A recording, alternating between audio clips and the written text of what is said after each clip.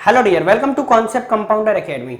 तो जैसा कि हम लोग सोलर सिस्टम पढ़ रहे थे, सोलर सिस्टम में हम लोग के प्रीवियस लेक्चर में हम लोग स्टार्ट किए थे सभी प्लैनेट्स को डिटेल में स्टडी करना कि उन प्लैनेट्स पे किस पे लाइफ पॉसिबल हो सकता है, वहाँ का एटमॉस्फेयर कैसा है, टेम्परेचर कैसा है, किसके कितने सैटेलाइट्स हैं, जैसा कि हम लोग स्टार्ट किए थे उनको स्टडी करना। ठीक है, तो हम लोग प्रीवियस लेक्चर जो हमारा था, हम लोग वीनस और अर्थ पर स्टडी कर रहे थे। तो उसमें हमारा नेचुरल सैटेलाइट्स और अर्थ के कुछ टॉपिक्स रह गए थे जिनको हम आज के लेक्चर में डिस्कस करेंगे। तो चलिए आज का लेक्चर अपना स्टार्ट करते हैं और देखते हैं मून को। मून क्या है, जैसा कि हमें पता है मून क्या है, हमारे पृथ्वी का एकमात्र कह ले तो प्राकृतिक उपग्रह है, नेचुरल सैटेलाइट है।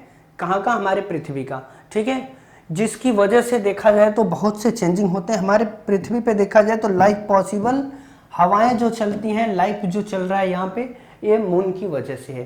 क्योंकि मून के फोर्स ऑफ अट्रैक्शन से, इसकी ग्रेविटी से हमारे अर्थ पे कहने का ना ओशियन से लहरें उठती हैं। इसके टाइडल फोर्स से देखा जाए, जिसको ज्वार भाटा हम कहते हैं, उठती हैं। तो इसी की वजह से हवाएं चलती है। हवाएं चलने से क्या होता है, यहाँ पे सर्वाइवल लाइफ पॉसिबल चल रहा है। ठीक है, तो मून का जो है बहुत बड़ा रोल है हमारे अर्थ पे। ठीक है, जिसकी वजह से लाइफ पॉसिबल है हमारे पृथ्वी पे। तो देखा जाए तो ये मून क्या है, हमारा एक सैटेलाइट है। ठीक है, हमारे अर्थ का देखा जाए तो एक नेचुरल सैटेलाइट है, बाकी तो आर्टिफिशियल बहुत से सैटेलाइट्स हैं। नेचुरल सैटेलाइट देखा जाए तो मून है। मून से सन, हमारे पृथ्वी का डिस्टेंस देखा जाए तो कितना है, देखा जाएगा तो 3,84,400 किलोमीटर का डिस्टेंस माना जाता है हमारी पृथ्वी से चंद्रमा का डिस्टेंस। ठीक है, 3,84,400 किलोमीटर का डिस्टेंस यहाँ से चंद्रमा का है। ठीक है, और यहाँ से चंद्रमा का सनलाइट जैसे हमारे पृथ्वी पे आने में कितना टाइम लगता है, जैसा कि हमें पता है चंद्रमा का अपना लाइट नहीं है। कहने लगा जो सैटेलाइट्स होते हैं, प्लैनेट्स होते हैं, जिनको हम उपग्रह ग्रह कहते हैं, उनका अपना लाइट नहीं होता। वो सन के लाइट से, मतलब स्टार के लाइट से, जो तारे होते हैं उनके लाइट से रिफ्रैक्ट होके, मतलब लाइट उस पर जाता है तो टकरा के उसी से हमें दिखता है। तो चंद्रमा का लाइट जो है हमारे पृथ्वी पर आने में अगर समय देखा जाए तो ये 1 मिनट और अप्रॉक्सीमेटली 3 सेकेंड में हमारे पृथ्वी पर इसका लाइट पहुंचता है। किसका, मून लाइट। चंद्रमा का लाइट हमारे पृथ्वी पे 1 मिनट 3 सेकेंड में पहुंचता है। ठीक है, तो चलिए अब हम देखते हैं, कुछ टॉपिक्स को डिस्कस करते हैं।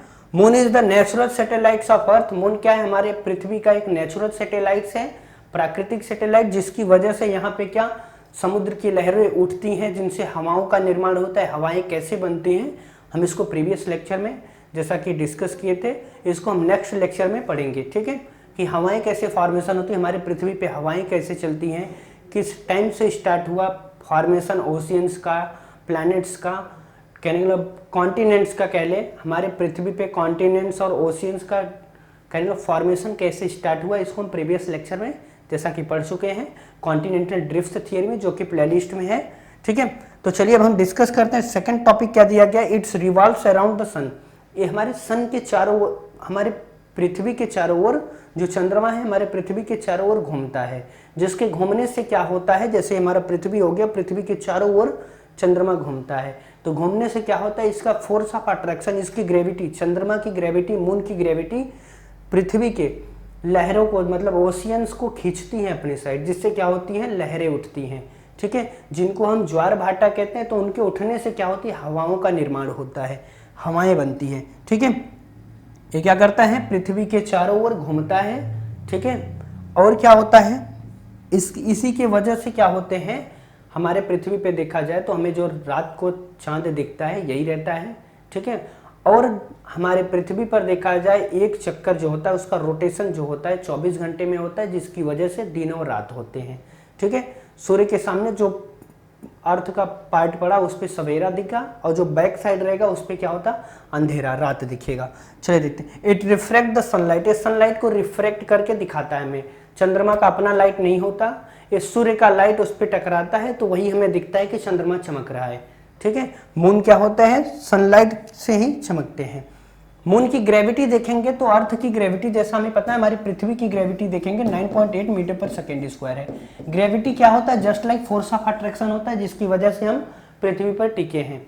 ठीक है, तो चंद्रमा की जो ग्रेविटी होती है बहुत कम होता है, देखा जाए तो अप्रॉक्सीमेटली अर्थ की ग्रेविटी का 1/6 होता है, हमारी पृथ्वी की ग्रेविटी का 1/6 होता है चंद्रमा का ग्रेविटी। ठीक है, इसका ग्रेविटी कितना होता है 1.62 मीटर पर सेकेंड स्क्वायर चंद्रमा पर, इतनी ग्रेविटी होती है। अगर हम एक छलांग चंद्रमा पे लगाएंगे तो कहने का मतलब यहाँ से एक बहुत ज़्यादा दूर तक हम जाके वहाँ पे कूदेंगे। ठीक है, तो यहाँ की ग्रेविटी बहुत लो है, जिसकी वजह से अगर हम चाहें तो वहाँ पे उड़ भी सकते हैं।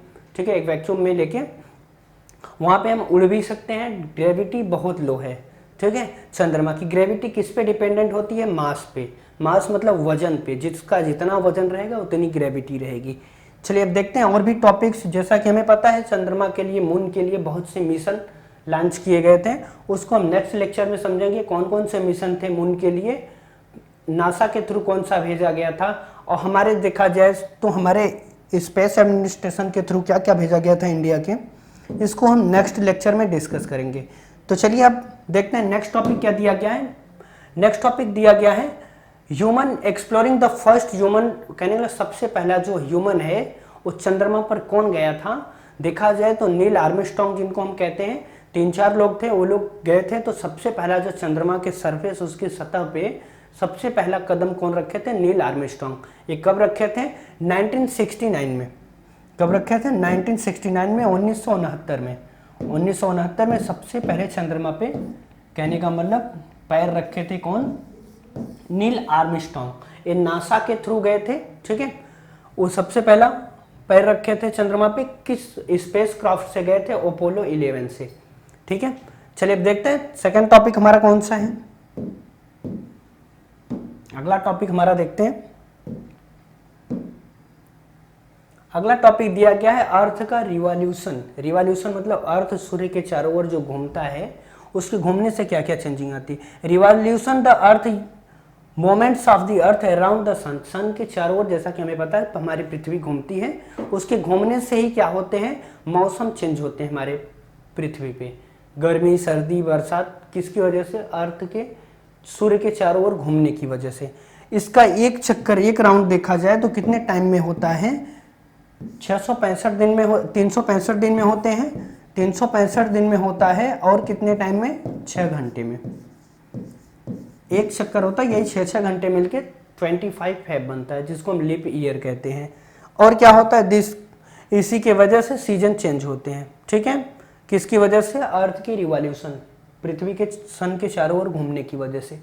नेक्स्ट टॉपिक हम लोग देखते हैं अपना।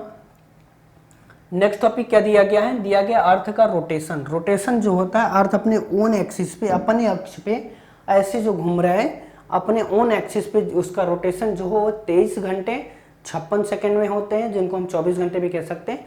ठीक है, तो ये क्या होता है, एक चक्कर होता है सूर्य के फ्रंट पर। अगर अर्थ का जो फ्रंट पड़ता है सन के पास, उस पर सवेरा दिखता है, बैक साइड क्या होता है, अंधेरा दिखता है। तो बैक साइड का क्या होता है, रात रहता है, इधर का हमें सुबह दिखेगा। इसी की वजह से डे और नाइट होते हैं इसके रोटेशन से। पृथ्वी का अपने अक्ष पे घूमने की वजह से ही दिन और रात होते हैं। ठीक है, और देखते हैं इसका एक रोटेशन इतने टाइम में होता है, इसी के कारण से क्या होता है, यहाँ पे दिन और रात होते हैं। तो आज के लेक्चर में इतना ही। आज का वीडियो आपको अच्छा लगा तो वीडियो को लाइक कीजिए, चैनल को सब्सक्राइब कीजिए। Thank you.